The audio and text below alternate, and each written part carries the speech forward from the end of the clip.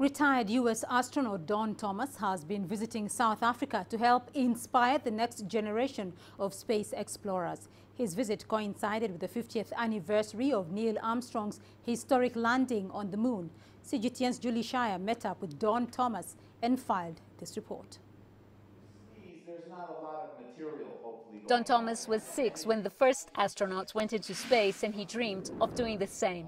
It took 4 agonizing tries before he was accepted by U.S. space agency NASA. His first mission was in 1990, 4 years after the ill-fated Challenger exploded after takeoff. I was 39 years old and I'm heading to space and I'm screaming inside my helmet, go, go, because it was just such an exciting moment. 8.5 minutes later, the engine shut down. It's perfectly quiet and we're in space. And then every hour and a half you're orbiting the Earth, seeing new sights. From the top of Mount Everest to the Great Barrier Reef to the Amazon rainforest.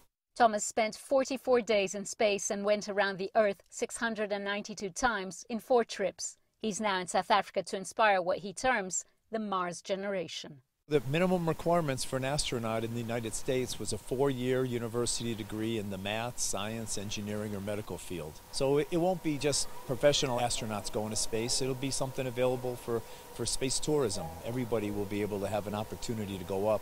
So hopefully we'll get some South Africans up there. In 25 years from now, NASA plans to send the first humans to Mars. These children could be the next generation of scientists, engineers and astronauts that could make that journey possible. After hearing his story about how many times he was rejected and everything, it just gave me hope, because I've had a lot of people tell me like, oh, you're not going to make it, or you're too short to be an astronaut, Like after hearing his story, like it's just giving me so much hope. I was very glad because I want to be an astronaut because I love science and I want to figure out what's in space and stuff.